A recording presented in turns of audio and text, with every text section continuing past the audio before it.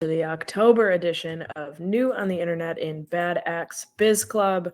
We have a ton of updates to talk about this month. I'm super amped about them. Got really nerdy when I was going through the different things that we're going to chat about today. One of the big things that we haven't talked about before is this month we're going to go in depth on new features on Canva. So this is something I've wanted to talk about for a while and definitely could be the subject of its own separate video. But I think it's really important to discuss because if you are doing any sort of social marketing, likely you are making use of the tools available on Canva. And if you aren't, please start. So Canva at the end of September did a Canva Create event, and it was a virtual event where they unveiled a ton of new features that are really going to set Canva apart as this powerhouse of visual digital creation online. They already have disrupted the graphic design industry in a massive way with new features like the ability to switch between web and print color profiles to make your print images even better and to make your files even higher resolution that you can pull off of the Canva platform. But the announcements at Canva Create and the new features that they rolled out, there are more than 10, but I kind of picked 10-ish that we should chat about and highlight today. Some of them I have mixed feelings about. Some of them I have very positive feelings about. So let's dive in and look at all the different things that have come out of Canva Create. Canva Docs is one big thing. So documents in Canva that you can integrate your designs and things like that, which is really, really interesting to me. It's, I'm a big Google work suite user. I really, really love using Google just because it is so easy and accessible to share between people, whether or not they have a Google account.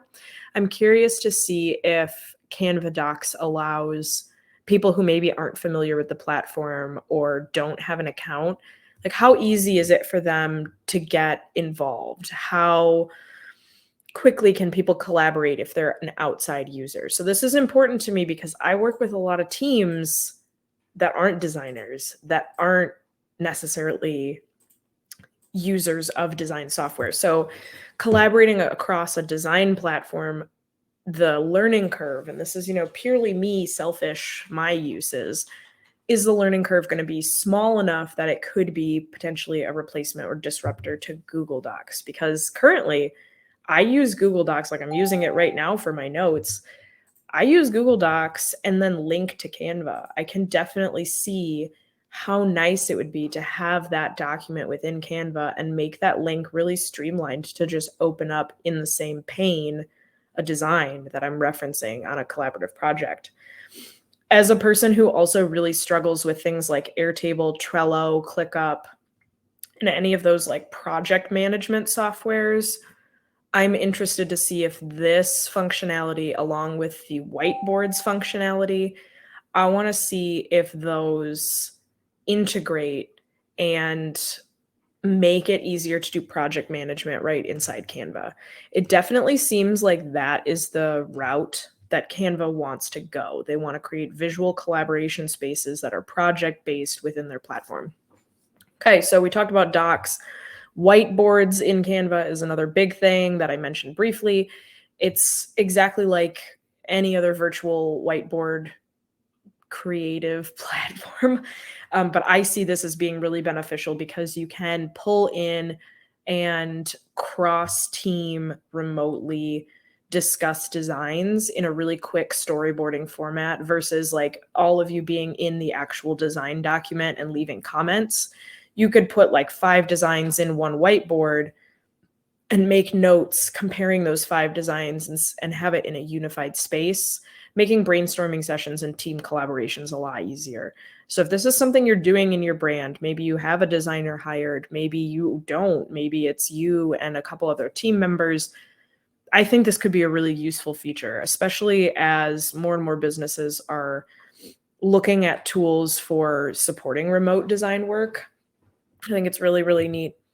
websites on Canva. So they've been toying with this for a while, and this feature has kind of been around for a minute, but they really added a lot more robust options to it. As somebody who builds websites primarily on Wix, and I've used every other website platform as well, I don't know that this is going to be totally like replace some of those other platforms. However, having your designs in a unified place and being able to pull brand elements quickly and easily from other documents to make a web presence, I can see how businesses would like that. Use case wise, I want to see more specific use cases before I decide whether Canva is an actual player for developing websites and web presences. I have seen a couple brands demo this feature and use it to make quick landing pages for events. And I think some of those have looked really slick and they're pretty responsive and simple. I don't know for like a full website, right? Your entire web presence. I don't know if it makes sense. I'm willing to see though. I'm willing to wait and see. I want to see more use cases come out before I really make a please never use Canva or like it's okay.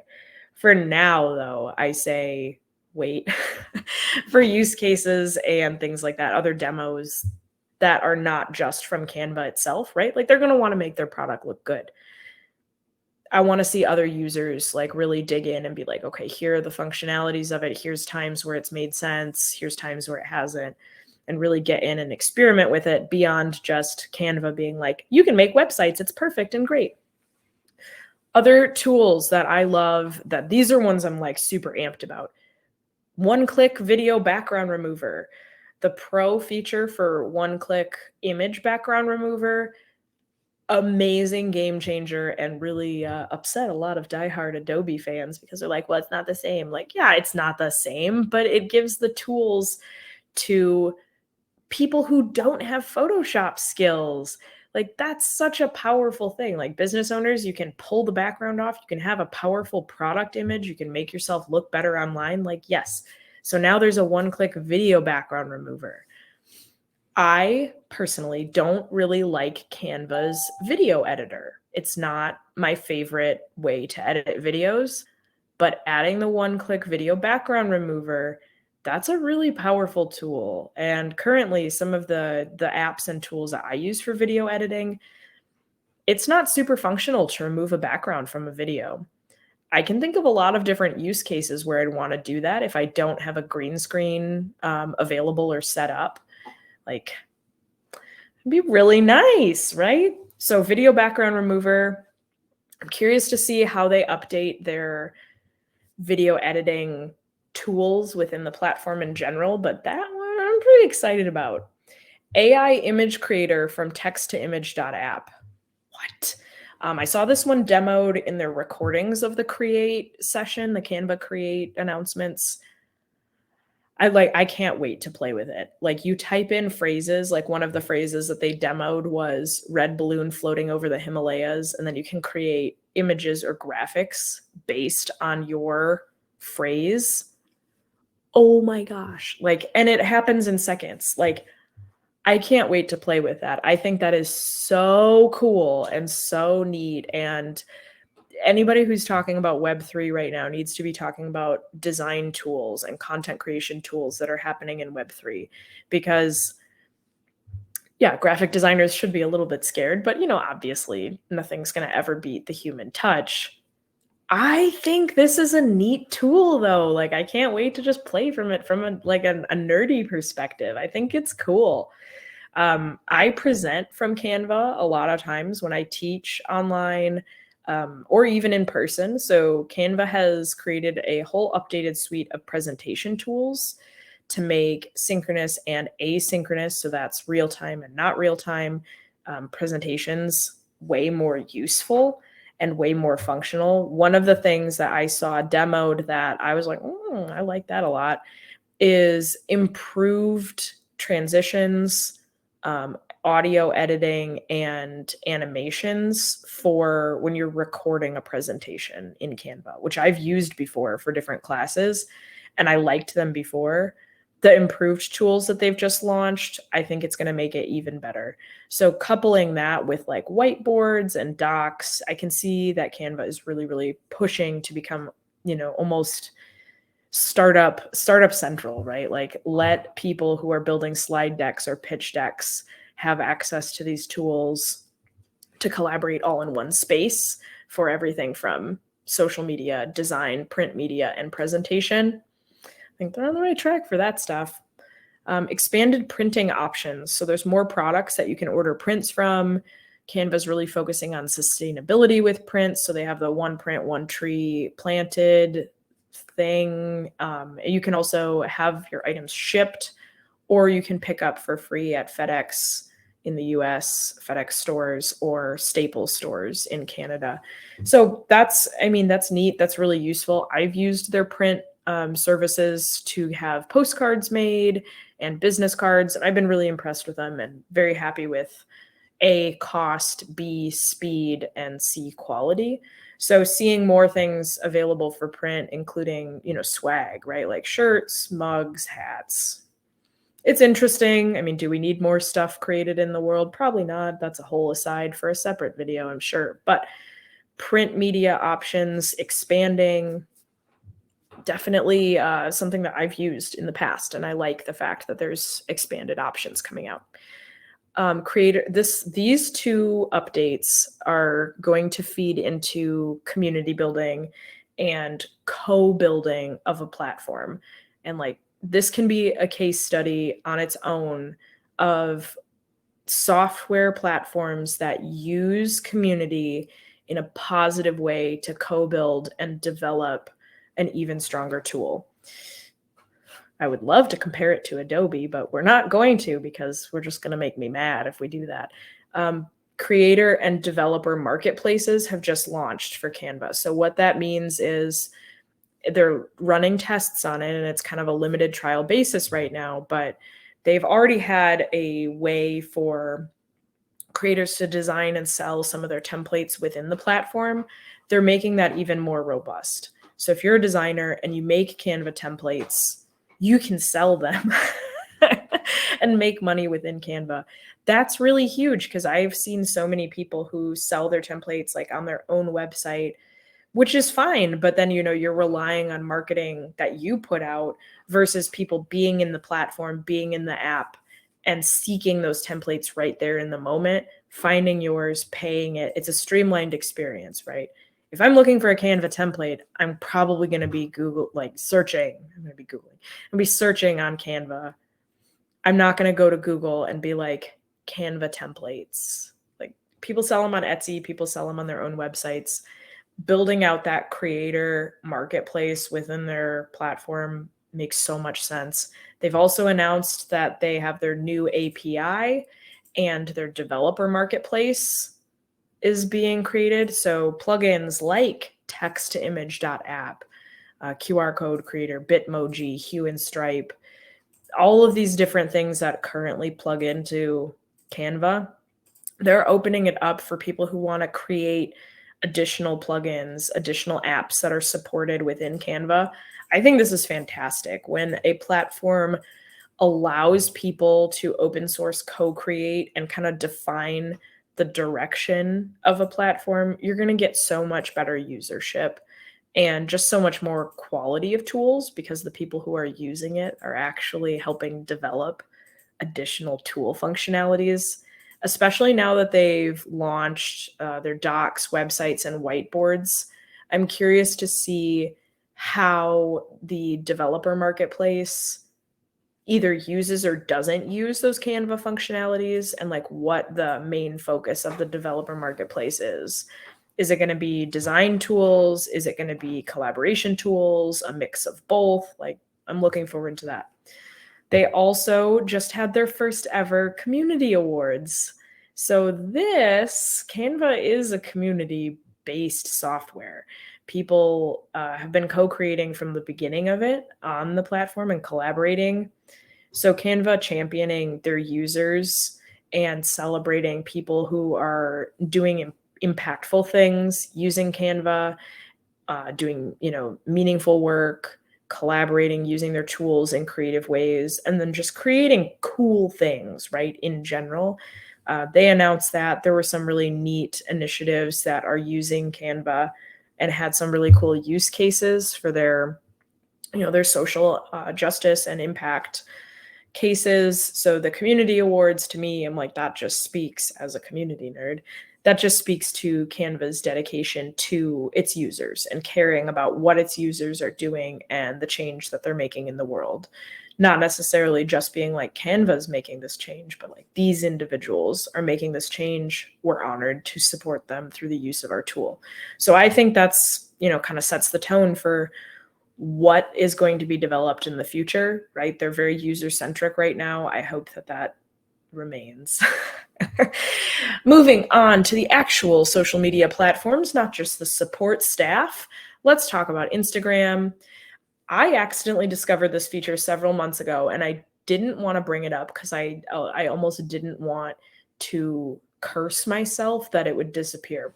So if you've watched these before, you know that my Bad Axe Enterprises account on Instagram is always one of the last of the accounts that I manage to get any new feature. That's not true in this case. My Coolie account, which is my nerdy knitting and crocheting account, had this feature when I resurrected it. Instagram is testing multiple links in bios, and they've rolled it out on a limited testing basis. They did not announce this really. Like, this wasn't super public until recently, but back in, maybe July or August, I kind of resurrected my crafting account on Instagram, and I was able to add 2 links, multiple links into my bio. And I was like, what is happening? And I did it, obviously. And then I even had a friend message me and be like, how did you get 2 links? I was like, I don't know. So this is something that they are actively testing and rolling out across multiple different platforms. And I think it's great. I think that they should have done this a long time ago. I mean, it's kind of part of the Instagram experience to be like, link in bio, and changing it, or using Linktree, or a page on your website that has multiple links. I hope they roll it out further. I hope there's more options for people to create traffic to multiple sources, because most people are like multiple calls to action, multiple end goals. Yay. Let's see. If you have like that feature, either drop in the chat or drop a comment later on the recording if you're able to put multiple links in your Instagram bio. I want to know who's got it already, because it's a rare one. That one's really a unicorn one, and I'm amazed that I even have access on one of my accounts. Other Instagram updates. Instagram announced the potential possibility of bringing a profile song back. So you have one song on your profile. I'm dating myself with this, but this feels like early 2000s MySpace. This just honestly, like, it just cracks me up. I think it's hilarious that this, like, it's a cycle, right? Like, we all, we're definitely seeing like Gen Z really kind of pushing the 90s vibes, the 2000s style fashion wise. So it doesn't necessarily surprise me that this is a feature that Instagram is talking about integrating. It just makes me laugh. I mean, like, especially with Reels being so popular and the trending audio that kind of takes off on all these different short format videos, it makes sense that they would want to go to kind of an audio focus on the platform potentially. It's just funny though, like, that's very MySpace. So tell me what your Instagram profile song would be, or bonus points if you remember like a MySpace profile song, if you had a MySpace. Like, I will drop mine in the recording comments. It's still one of my favorite songs. So pro tips, brownie points if you can guess it before I post it. Also, this is kind of a Facebook, Instagram meta in general update. Facebook event sharing to Instagram. Like, you can share a Facebook event to Instagram for Facebook group admins. So if your Facebook group has an event and you're the group admin, you can share it to Instagram now. This is a tool that they're testing out, and that like brings us really nicely into talking about Facebook. Massive group and community tool updates. If you are running a Facebook group or community on Facebook, there have been some really, really big updates in the last month where obviously Meta is taking it really seriously to try to keep their hold on being a group and community focused platform. Are they successful at it? Maybe. No, but also maybe. So here are some of the tools that Facebook has rolled out to groups. More admin tools, especially this one I think is one of the biggest. The ability for admins in some cases to override the flagged by Facebook status for a post. This is very wild. This is a big deal because in the past, like Facebook has held on to the like once something's flagged, it's done, it's over. There's really no arguing it. It's gone. Like it disappears. In some cases, Facebook is testing out the ability for a group admin to see a post that's been flagged by Facebook on an automatic basis and unflag it and say it's actually okay. The things that it can be flagged as are bullying and harassment right now. So if Facebook automatically says, oh, this is bullying and harassment, in some cases, a group admin could potentially see that post and be like, oh, it's actually not. This is not bullying and harassment. This is incorrect, and unflag it and allow it to be posted after they've reviewed it. This is a big deal because this is giving power that Facebook has had previously back to the people, which they're notoriously not good at doing. So I find it interesting. Like they were very clear in their announcements of this that it is not an every time. It is still up to Facebook that like if you unflag it and they find out that yes, it actually was harassment, there's implications and consequences. I don't know how many times they're actually going to allow people to override a Facebook flag. I'm curious to see if people who manage Facebook groups, like if you've already experienced the ability to override one, like what was that like? I've seen screenshots that were provided by Meta for what the interface looks like of when a post gets flagged and how an admin can look at it, review it, and unflag it. It looks pretty logical to me, like how it would work, but I don't know how many times that interface is going to pop up for people. Like, I feel like it's still going to be something that doesn't happen very often. Other things that are updates for groups and communities on Facebook, posting reels in groups, like creating a reel within a group. That is now a thing. I think previously you could only share them. You couldn't create them from within the group. So I don't know that that's that massive of a change. Like, yes, giving creation tools within a subgroup is interesting, but I don't know that that's going to create a ton of like individual use cases for like, oh, now this group is super vibrant because they can create reels within it.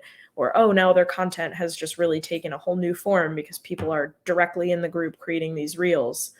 I could see like maybe some industries or like specific groups where, you know, it's a tight-knit or very niche community, creating some private content for themselves that involves inside jokes or industry related updates or things that are really, really specific to the members themselves.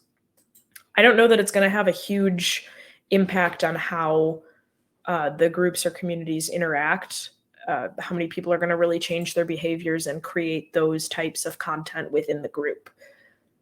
Interesting, sure. There are even more Instagram integrations within Facebook group now. We talked about one of them for group admins. You can share your group events to Instagram.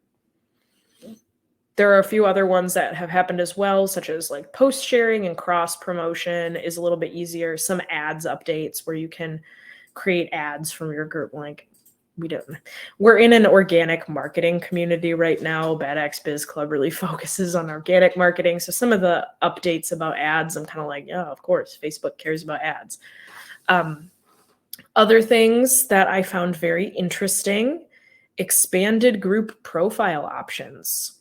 So once you're a member of a group, previously on Facebook, you had the ability to, like, there were a couple lines, usually like a little mini bio that's just for the group, right? So if you're not friends with people from the group on a individual basis, they can't really see your about you page, depending on your privacy settings.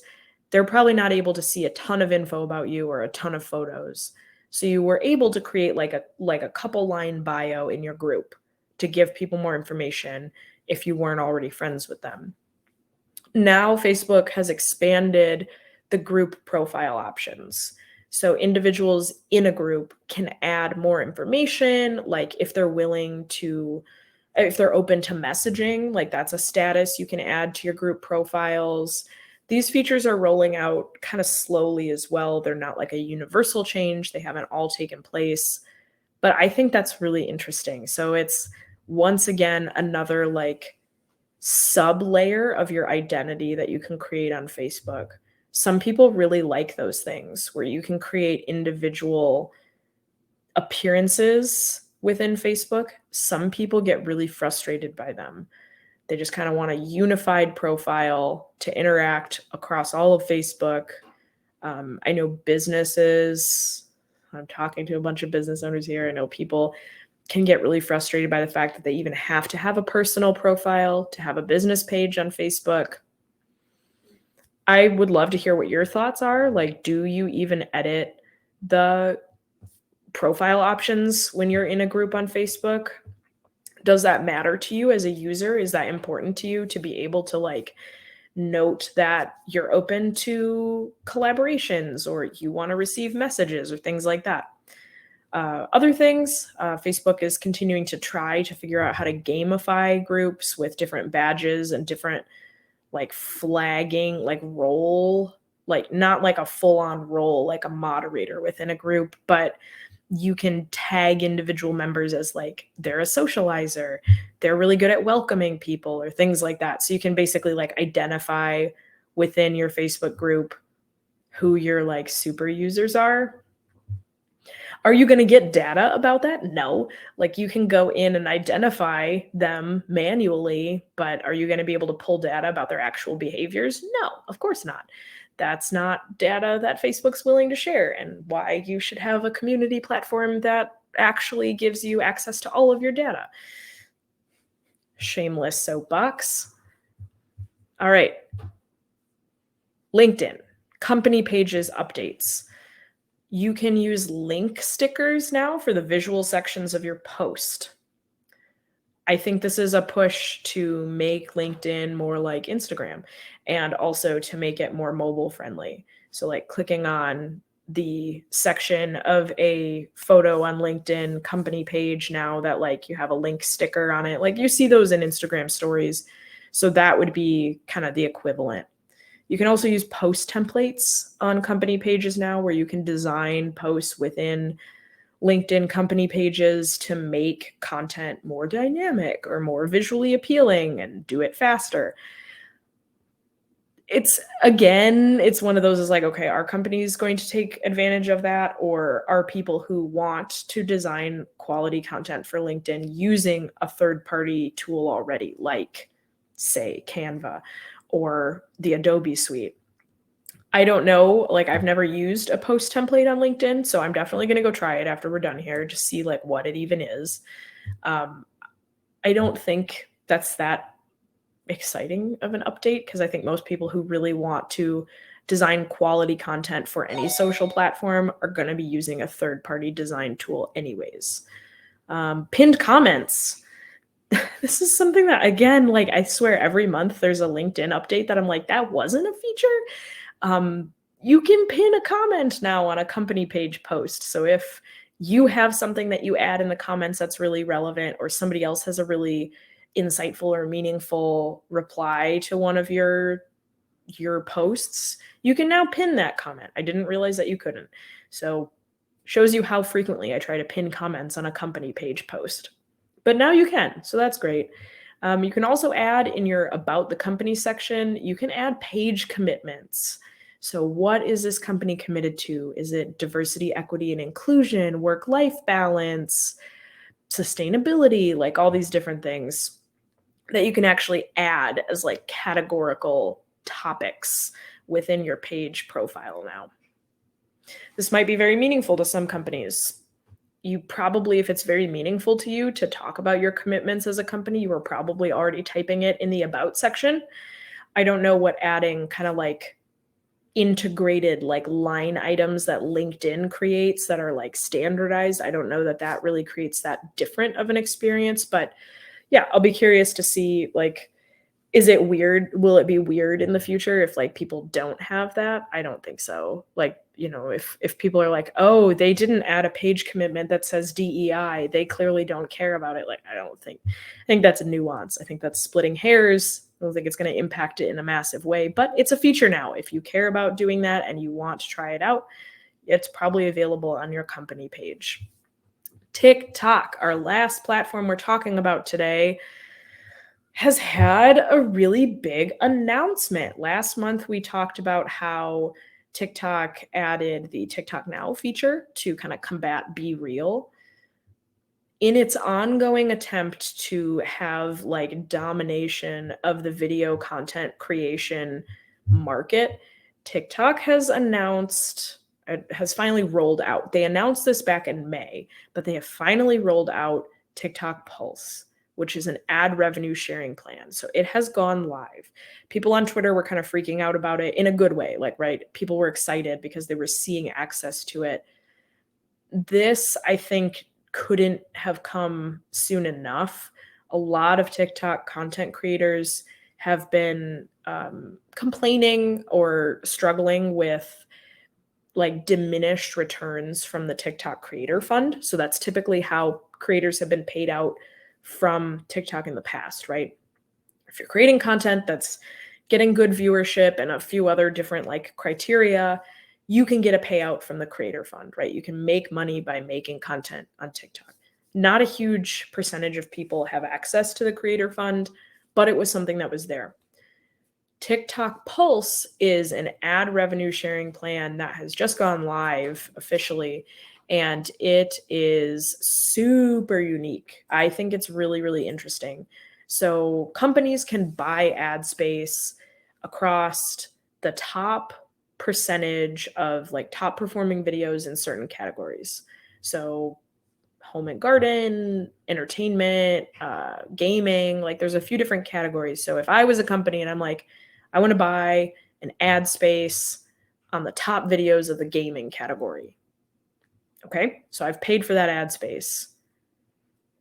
50% of the ad revenues that come from ads that are put, if you're the top percentage of videos in that category, 50% of the Pulse ad revenues go to the creator of the video next to which the ad is displayed. That's a huge percentage.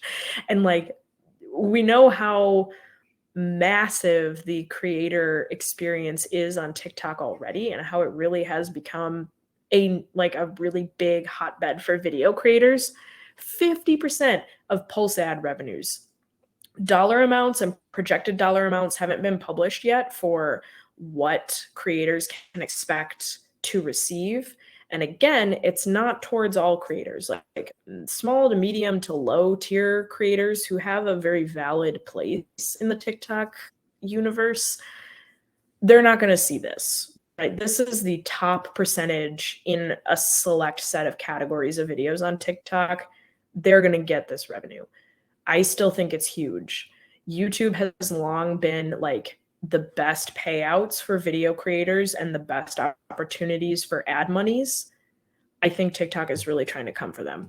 Obviously, they have been for a long time, but this really speaks like 50%. That's huge. That's a huge cut. I don't know any other platform that actually offers that massive of a cut to their creators. So definitely something to watch. Definitely not most businesses not something you should put forth as like your number one goal. Like, I don't think that everybody is going to have access to that. So keep that in mind. Photo mode on TikTok. It's Instagram carousel posts. Like, you just a swipey of photos on TikTok. Again, platforms trying to eat each other. It's just like, I don't know. I'm like massively underwhelmed about that update. I think it's funny.